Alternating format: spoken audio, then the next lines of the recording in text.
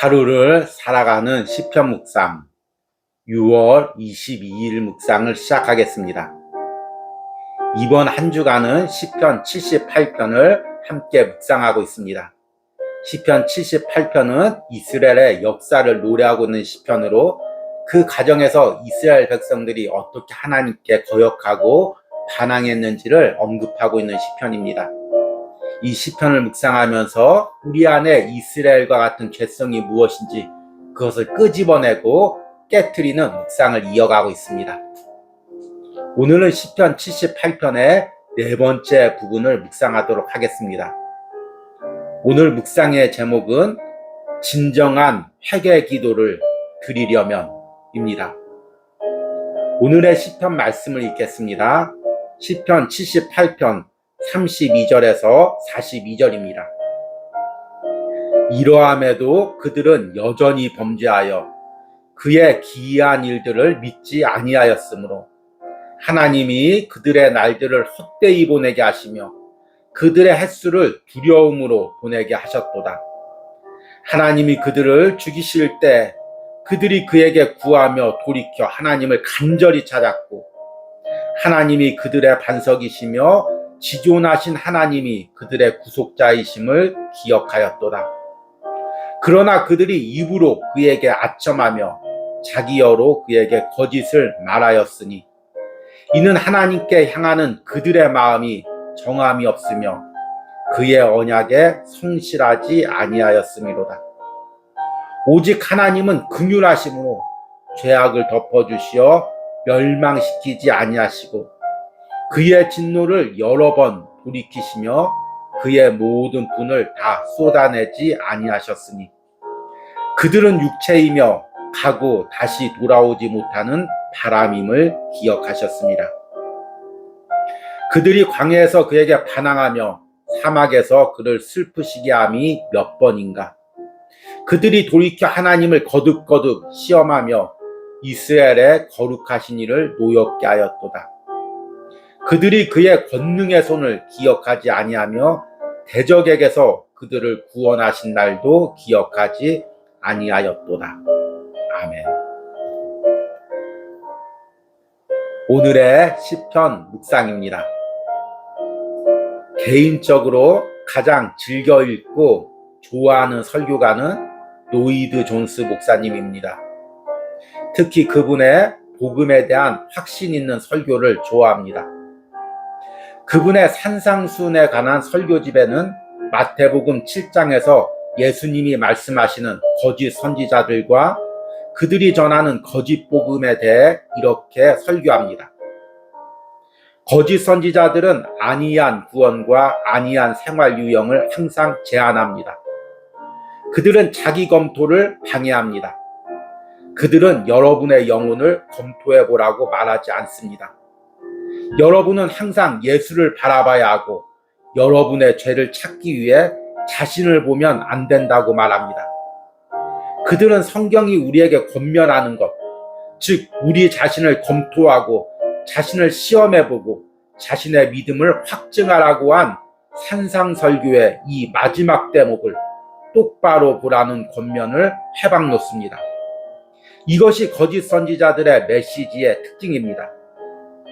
그러므로 아무리 정통 교단에 속해 있고 아무리 큰 교회를 목회한다 할지라도 이와 같은 것을 빠뜨리고 설교하는 자는 누구든지 거짓 선지자입니다.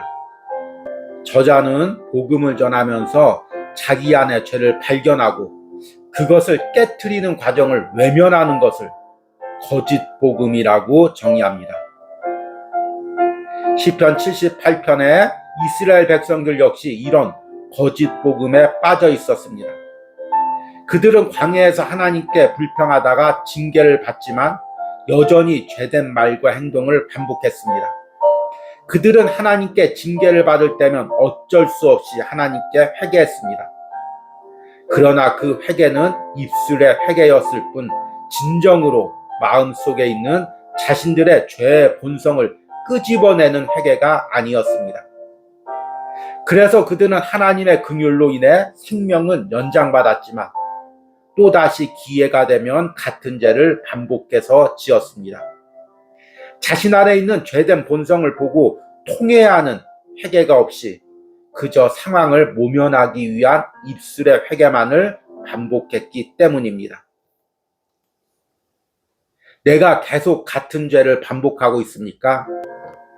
그렇다면 나는 하나님께 진정한 회개의 기도를 드리지 않은 것입니다.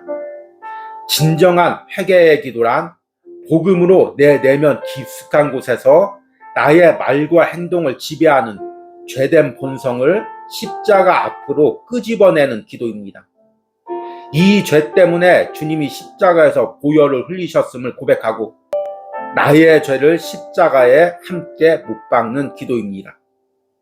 이런 회개 기도가 없이는 우리는 잠시 어려움을 피하기 위한 기도는 드릴 수 있어도 진정한 회개의 기도는 드릴 수가 없습니다. 아멘. 오늘의 시편 해석과 적용입니다.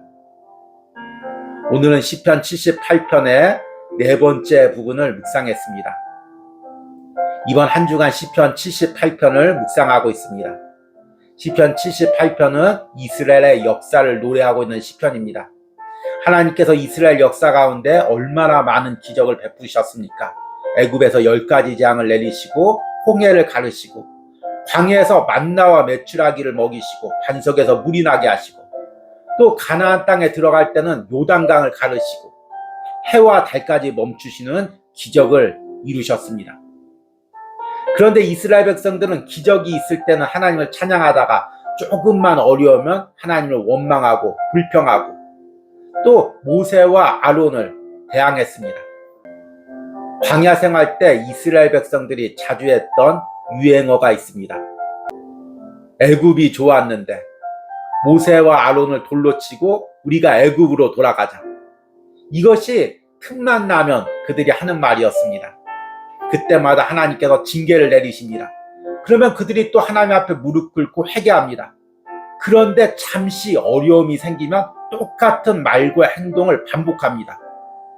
왜 그럴까요?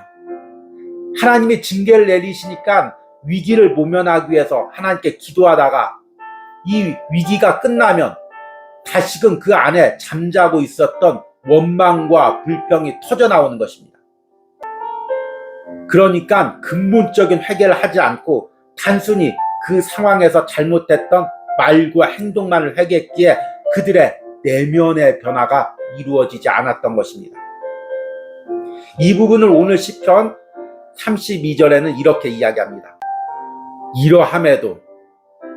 이러함에도는 어제 우리가 묵상했던 이스라엘 백성들이 만나와 메추라기까지 내놓으라고 하나님을 비아냥거리다가 하나님께 죽임을 당한, 징계를 당한 사건을 이야기합니다. 이런 하나님의 징계를 받았음에도 불구하고 이런 의미입니다. 그들은 여전히 범죄하여 그의 기이한 일들을 믿지 아니하였으므로 그로 인해서 하나님께서 그들에게 40년 광야 생활을 허락하십니다. 33절에 하나님이 그들의 날들을 헛되이 보내게 하시며 그들의 햇수를 두려움으로 보내게 하셨도다. 물론 항상 범죄하고 하나님께 원망만 한 것은 아닙니다. 하나님이 징계했을 때 또 하나님 앞에 살려달라고 간절히 기도하기도 했었습니다. 34절과 35절의 말씀을 보니까 하나님이 그들을 죽이실 때 그들이 그에게 구하며 돌이켜 하나님을 간절히 찾았고 하나님이 그들의 반석이시며 지존하신 하나님이 그들의 구속자이심을 기억하였도다. 그런데 이게 진정한 회개가 아니라 잠시 그 상황이 어려우니까 회개기도 하는 것입니다. 우리 역시 세상을 살다가 어려움을 당하면 경제적 위기를 당하면 하나님 한 번만 살려주시면 하나님께 충성하겠습니다. 또 육신의 병을 만나면 하나님 한 번만 회복시켜 주시면 예배 잘 드리겠습니다. 이렇게 얘기하다가도 막상 경제적인 상황이 해결되고 육신이 회복되면 그 기도대로 살질 않습니다. 왜냐하면 잠시의 어려운 상황을 모면하기 위해서 드렸던 기도이지 자신이 죄된 삶을 살았던 그 죄된 본성을 하나님 앞에 통회하며 자복하며 회개하는 과정이 없었기 때문입니다.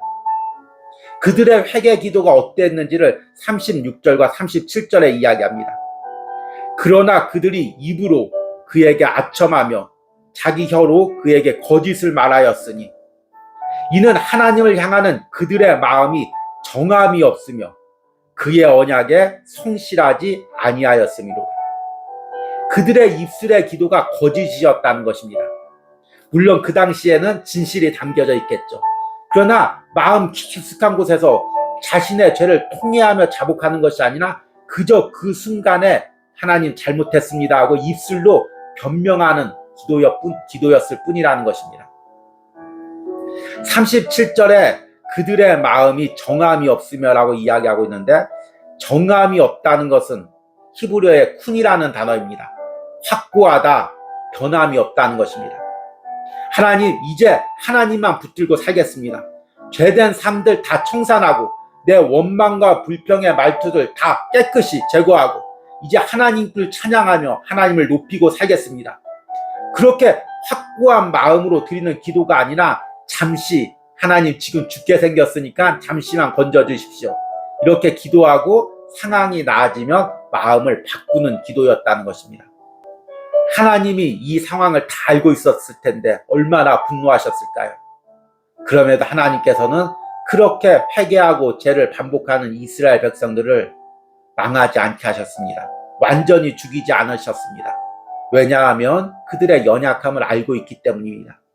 마치 우리의 연약함을 알고 있는 것과 똑같습니다. 38절과 39절에 오직 하나님은 긍휼하심으로 죄악을 덮어주시어 멸망시키지 아니하시고 그의 진노를 여러 번 돌이키시며 그의 모든 분을 다 쏟아내지 아니하셨으니 그들은 육체이며 가고 다시 돌아오지 못하는 바람임을 기억하셨습니다. 우리의 연약함을 알았기에 그렇게 회개하고 죄를 반복함에도 우리를 용납하셨다는 것입니다. 그럼에도 끝끝내 이스라엘 백성들은 그 죄된 행동과 말을 버리질 못했습니다. 40절과 42절에 그들이 광야에서 그에게 반항하며 사막에서 그를 슬프시게 함이 몇 번인가. 그들이 돌이켜 하나님을 거듭거듭 시험하며 이스라엘의 거룩하신 이를 노엽게 하였도다. 그들이 그의 권능의 손을 기억하지 아니하며 대적에게서 그들을 구원하신 날도 기억하지 아니하였도다. 여러분, 오늘 시편 78편의 이 기도의 고백이 이스라엘 백성들의 고백만이 아닙니다. 저 역시 오늘 이 묵상을 준비하면서 얼마나 마음이 찔리고 또 하나님께 아픔으로 기도를 드렸는지 모릅니다. 이 모습이 곧 제 모습이기 때문입니다. 어려움을 당할 때는 주님 뜻대로 살겠습니다. 그렇게 고백하고 조금만 상황이 나아지면 그 기도를 잃어버리고 내 주장대로 내 방법대로 살아가는 내 모습을 시편 78편에서 발견하게 됩니다. 왜 그랬을까요? 단순히 그 상황의 어려움을 놓고 기도했을 뿐이지 그 어려움까지 처하게 했던 내 안의 죄성을 깊이 바라보고 그것을 십자가 앞에 내어놓고 기도하지 못했기 때문입니다. 여러분, 진정한 복음이란 무엇입니까? 복음의 말씀이 들어가면 내 영혼 깊숙이 간 곳에 있는 내 죄된 본성이 드러나는 것입니다. 그리고 그것을 십자가 앞으로 가지고 나가서 깨트리는 것입니다. 참 요즘에 잘못된 복음 중에서 하나가 예수님 믿으면 이제 죄와 상관없으니까 죄를 회개하지 않아도 된다. 이런 거짓 복음들이 너무나 넘쳐나고 있습니다. 여러분, 복음은 날마다 나의 죄를 깨트려 십자가 앞에 가까이 가게 하는 것입니다. 죄를 외면하는 복음이 가장 무서운 이유는 예수님과 나와의 관계를 단절시키는 것입니다. 예수님만 바라보라고 이야기를 하는데 예수님을 바라보려면 내 안에 죄를 바라봐야 됩니다. 그 죄를 가지고 예수님 앞에 나가야 되는 것입니다. 여러분, 안일한 복음에 속지 마시기 바랍니다. 영적으로 깨어 있으시기 바랍니다. 내가 진정한 복음을 들었다는 증거는 무엇입니까? 내 안에 죄가 들춰지는 것입니다.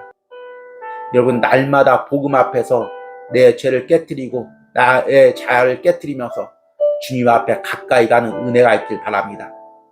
그래야만 이스라엘 백성들 같이 죄를 반복하다가 광야에서 생을 마감하는 허망한 삶을 살지가 않을 수가 있습니다.